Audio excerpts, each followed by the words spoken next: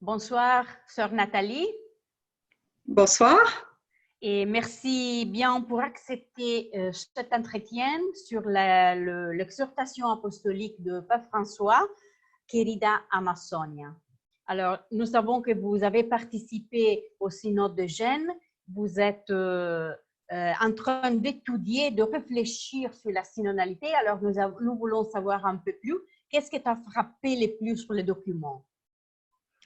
Alors, je dirais pour moi, une des choses qui m'a peut-être frappé le plus et qui est sans doute une des plus grandes nouveautés et qui en fait dit beaucoup de choses, c'est le langage, le style, le fait de parler des rêves et de mettre aussi beaucoup de citations de poètes latino-américains. Donc, on peut dire que c'est un style avec un langage symbolique, poétique, c'est un texte qui n'est pas un texte juridique qui donne des lois ou des décrets, mais moi je le reçois de manière assez heureuse comme un texte qui ouvre et qui veut ouvrir une nouvelle vision, qui veut élargir notre champ d'imagination, parce que le langage symbolique, le langage poétique, voilà, il est là pour ça. Et donc, je crois qu'il faut relever ce langage assez nouveau qui dit aussi vraiment, hein, le titre de la lettre, querida, c'est un terme espagnol qui est très affectif, qui dit une grande proximité. Donc, c'est vraiment une manière de se situer qui est assez propre au pape François, très pastorale, très en proximité, très dans la relation proche, hein, une lettre. C'était comme Christus Vivit, ça c'était aussi une lettre aux jeunes. Et je crois que c'est assez nouveau dans le langage magistériel et qu'il faut recevoir ça comme un encouragement à poursuivre ce chemin ensemble, cette relation. Il n'y a pas le pape d'un côté, les gens de l'Amazonie de l'autre et le reste de l'Église encore qui serait ailleurs. On est tous ensemble parce que cette lettre, elle s'adresse à tous. Et ce qui m'a aussi beaucoup frappé et qui est pour moi le point majeur, c'est qu'en fait, ce n'est pas d'abord un texte intra-ecclésial qui s'occupe d'organisation ecclésiale, même si c'est abordé. Ça touche le cœur de l'exhortation, c'est vraiment l'avenir de l'Amazonie, sauver l'Amazonie et sauver la planète. Donc ça touche des enjeux globaux et explicitement, comme dans beaucoup d'encycliques sociales, le pape François ne s'adresse pas qu'aux chrétiens, mais aussi à tous les hommes de bonne volonté. Et donc, c'est aussi pour travailler avec d'autres. Oui, je suis tout à fait d'accord et c'est très intéressant aussi le fait qu'au début, il va donner comme un soutien au document final du synode. Et je crois que ça, c'est très important. Oui, tout à fait. Juste pour ajouter quelque chose, il me semble très, très important de recevoir ce texte en le mettant en perspective dans tout un chemin qui se fait depuis Vatican II. On ne peut pas le lire de manière isolée et comme un aboutissement. En fait, ce synode, il vient, on peut dire, il s'inscrit dans toute la dynamique de réception du Concile Vatican II en Amérique latine. Le pape cite Medellín, Aparecida. Ce chemin, il va continuer. Il touche à toute la question des églises locales, de l'inculturation. Et il s'articule aussi avec les synodes précédents. Et par la manière d'écrire et de proposer ce texte en lien aussi avec le document final, en fait, le pape François nous invite à poursuivre le chemin de discernement qui n'est pas fini. Très bien, oui, très intéressant. Donc, je me demande s'il y a un message pour la vie religieuse féminine. Je ne sais pas, sur la vie religieuse en général, s'il y a un message pour nous. Alors, je dirais, moi, un des liens que je fais, ce que je reçois particulièrement comme religieuse, il y a un accent très, très fort qui est donné dans ce texte et qui est explicité sur l'articulation et le lien extrêmement fort et intime entre la dimension sociale et l'évangélisation, ce qu'on peut appeler aussi promotion humaine, service humain de l'évangile et l'évangélisation. C'est-à-dire qu'il n'y a pas d'un côté l'engagement social et de l'autre l'annonce du kérigme, la proposition spirituelle. Non, les plus pauvres ont à la fois besoin et en premier lieu toutes les personnes blessées. On sait que l'Amazonie est un territoire très menacé, donc ils ont besoin qu'on soit là, que la vie religieuse, qui est très engagée, les aide au niveau de leurs droits, de leur vie. Mais ils ont aussi, il ne faut pas séparer ça de la proposition de la rencontre du Christ et de l'annonce de l'Évangile. Voilà. Et moi, je crois que la vie religieuse, telle qu'on la vit aujourd'hui, à la fois profondément ancrée dans le Christ, et on a donné toute notre vie au Christ, et dans une spiritualité, et en même temps, on est et on voit les religieux religieuses aux frontières, extrêmement engagés sur les chantiers actuels, que ce soit les migrants, le trafic humain, Laudato Si. Voilà, on est au cœur et on essaye de vivre cette connexion intime qui est toujours à déployer, à nourrir, à alimenter dans l'Église. Il n'y a pas d'un côté le social et de l'autre côté le spirituel. Voilà.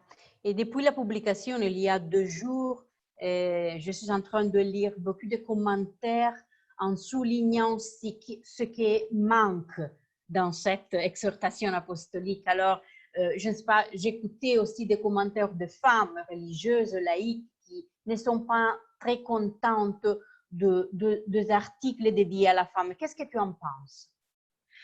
Alors, je dirais, moi, il y a plusieurs manières de lire ça.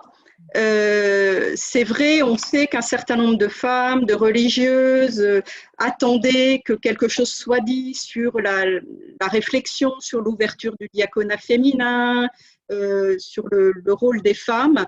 Il faut quand même honorer, et c'est beau, cette exhortation. Elle a tout un paragraphe et elle dit fortement le don et la force des femmes dans l'Église. Elle reconnaît ce qui a été majeur au synode. J'ai encore en mémoire un évêque de la Guyane française, Monseigneur Lafont, il disait « Les femmes ont joué un rôle absolument essentiel et majeur dans ce synode sur l'Amazonie ». On sait qu'en Amazonie, elles sont aussi partout, au service des communautés. Donc, c'est reconnu. Moi, il me semble, et ce que je trouve intéressant, c'est qu'en fait, on voit bien que le pape François, dans le point où en est l'Église aujourd'hui, il veut plutôt ouvrir une nouvelle vision de l'Église, qui est la vision synodale, où on est tous en mission, et du coup, pour sortir du cléricalisme, il n'avance pas sur la voie de l'ordination, que ce soit l'ordination des viri probati ou la question des femmes diacres. Alors, on a tendance, et c'est normal après toutes ces années et ces siècles où on a été façonné avec un modèle qui met au centre le prêtre, l'Eucharistie, l'ordination, on reste imprégné par ça, mais moi, là où j'en suis aujourd'hui, je n'ai pas la réponse. L'Église est en discernement, le pape est aussi en discernement. Quel va être le chemin? Mais je ne trouve pas inintéressant de se dire peut-être que le chemin, il va passer par d'autres possibilités de ministère, c'est dit très clairement, pour reconnaître les responsabilités ecclésiales des femmes, des laïcs. Mais est-ce que ces ministères doivent être ordonnés? C'est pas sûr. Donc, d'un côté, on peut se dire, ben voilà, mais de l'autre, moi je me dis, c'est stimulant parce qu'il faut continuer avec les autres en église, à tous les niveaux, et en particulier dans les églises locales, parce que finalement, le pape François, il renvoie la responsabilité aux églises locales, et l'église d'Amazonie va continuer à réfléchir ces questions, et nous aussi, là où on est, un des points majeurs que je retiens de l'exhortation et du point où on en est aujourd'hui, c'est que finalement, cet accent sur cette marche ensemble, sur le discernement, met l'accent sur la dimension du temps qui est supérieure à l'espace, le processus. Alors que pendant longtemps, on a construit l'Église surtout sur une logique de territoire, où il fallait quadriller, occuper des espaces. Donc, voilà, je crois que les femmes, elles ont un rôle majeur, et la vie religieuse, de par notre expérience de discernement, de vie communautaire, pour être moteur dans ce processus actuel qui n'est pas fini, où on cherche ensemble à discerner les chemins. Et peut-être qu'ils ne sont pas, c'est des chemins, moi c'est comme ça que je reçois le texte, qui ne sont pas avec nos catégories déjà toutes faites.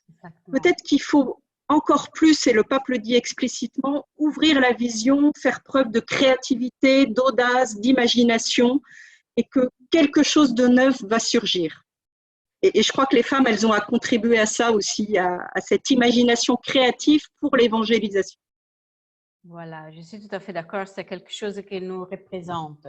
Et la dernière question est sur la synodalité, parce que tu travailles beaucoup dans ce domaine. Alors, est-ce que tu peux partager quelque chose avec nous sur la synodalité à partir de documents?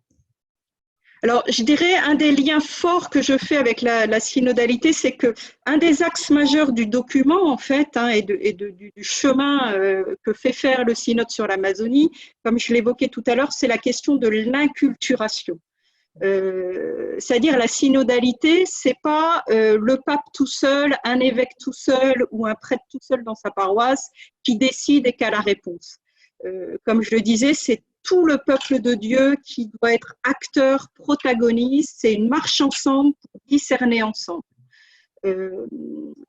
Donc, ce chemin d'inculturation qui se poursuit en Amazonie, il se poursuit dans un aller-retour et une articulation entre l'Église locale et l'Église universelle. Et peut-être qu'en ne s'étant pas engagé plus loin sur un certain nombre de sujets, le pape veut honorer cette synodalité qu'il promeut beaucoup en respectant les différents niveaux. Il y a des tas de choses que les évêques peuvent décider en fait, soit au niveau de leur diocèse, soit au niveau, et on sait que l'exhortation demande à la suite du synode la création d'un organisme pan-amazonien qui va être un lieu de synodalité.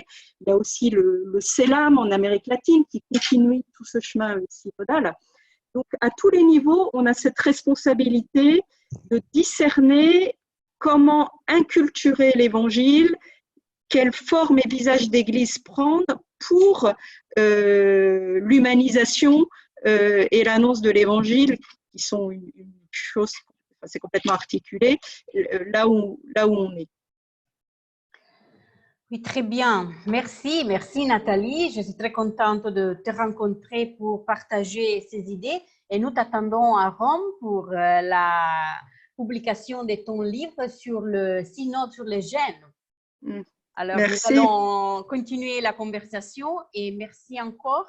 Et je voudrais inviter les sœurs qui nous écoutent de lire l'exhortation ensemble avec le document final, mais aussi avec la Laudato Si. Je vois comme un fil rouge qui nous accompagne dans ces documents que le pape François nous donne.